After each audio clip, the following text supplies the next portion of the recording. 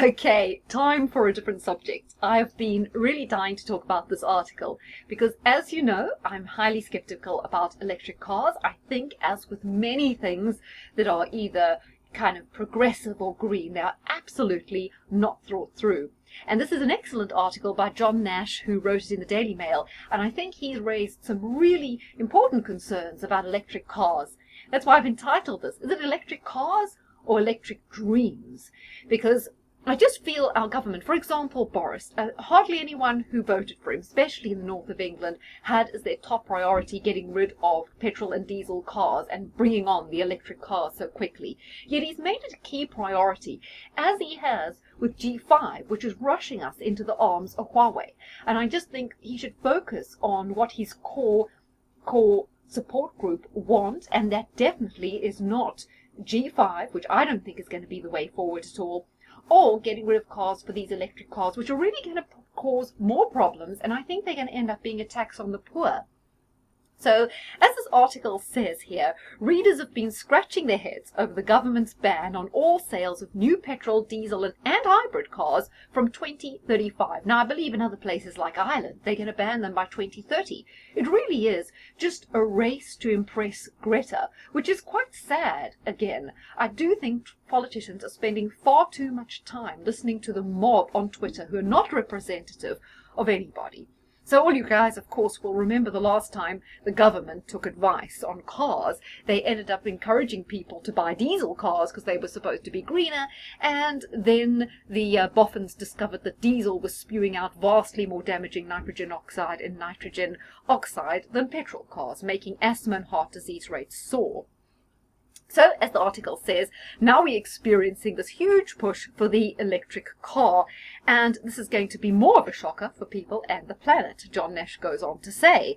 So he says not only do we require massive amounts of new infrastructure to support electric cars, we will also need 25 million new roadside charging points, which is the equivalent of installing 4,000 new ones a day starting yesterday.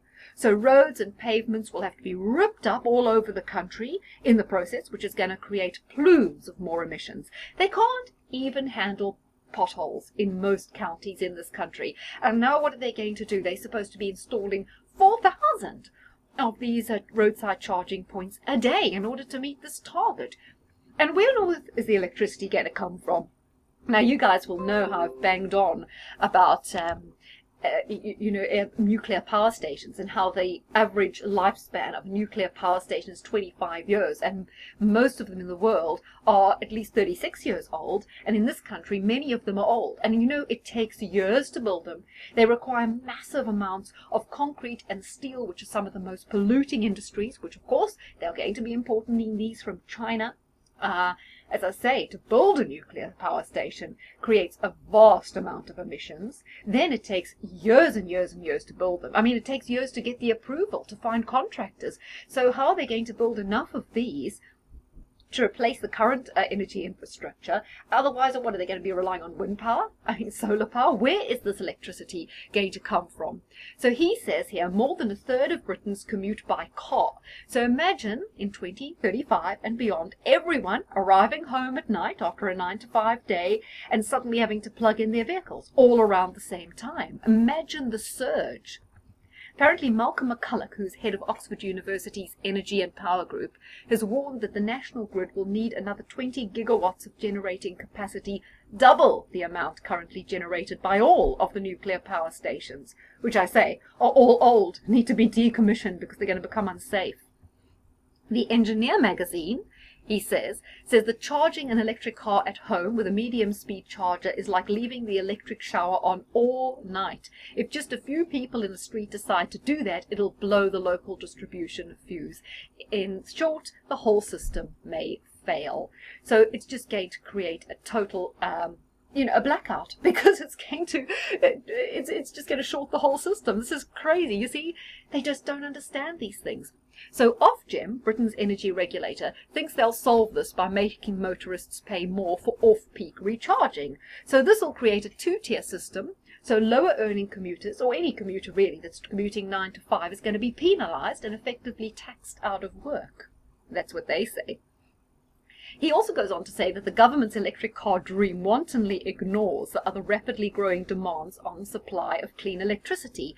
So there's going to be a drive, apparently, to stop us using gas to heat our homes. So everyone who's now on gas, who's heating their water or their home with gas, is going to be transferred to electricity. So more strain on the electricity grid.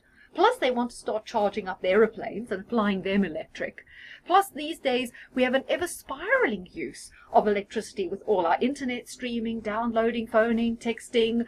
It says by 2025, server farms storing digital data from billions of devices will be using 20% of all the world's electricity. Basically, that's for spying on us as well. So in order to store all our data from Facebook and all the government agencies, plus all the data we want to store ourselves in clouds, etc., is going to be sucking up a fifth of the world's energy. Where is it going to come from? So in short, we need a lot more juice, as he says here, or we're going to face regular blackouts, like they currently do in South Africa with load shedding. You just get an email and you find out you won't have electricity for between 2 and 7 hours on any particular day.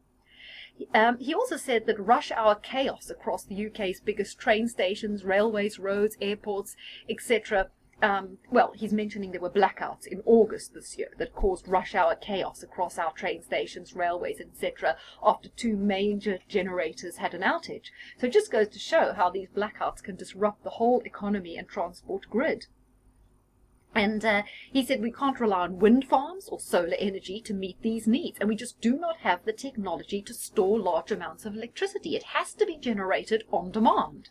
So more power stations powered by fossil fuels or nuclear fission is the only answer, at least for the moment. What the hell are they going to do? And he says there's another problem as well, and that is sourcing the metals needed to make car batteries. Yes, batteries, one of the most polluting things on the planet. Some experts think that the planet's available reserves of lithium are insufficient to make enough lithium-ion batteries to replace all of our petrol-driven vehicles. Others say that the cobalt needed comes from the Democratic Republic of Congo, which is infamous for the use of child labor and human rights abuses. So we're basically going to be fueling the economy of states with corrupt, abusive governments. Then, he says, most worrying of all is the need for rare earth minerals such as neodymium, which is essential for manufacturing the magnets that make electric car motors run. And mining neodymium releases such vast amounts of radioactive contamination and other murderous toxins like sulfuric acid that the only nation that allows it is China. So China controls about 80% of the global market for these rare earth minerals, and they tightly control their export. So like he says here, our dependence on oil gave Arab nations power over the West for most of the 20th century, and now the demand for neodymium may give China a similar energy weapon. Already the Chinese government is threatening to restrict supplies as retaliation against Donald Trump with his trade war. So, have they thought this through at all? What's even more shocking are the figures that this man, John Nash, says he unearthed when his smug middle-class neighbours began braying about how green they'd been by trading their year-old car for a new hybrid. He said that manufacturing an average car generates more than 17 tons of CO2.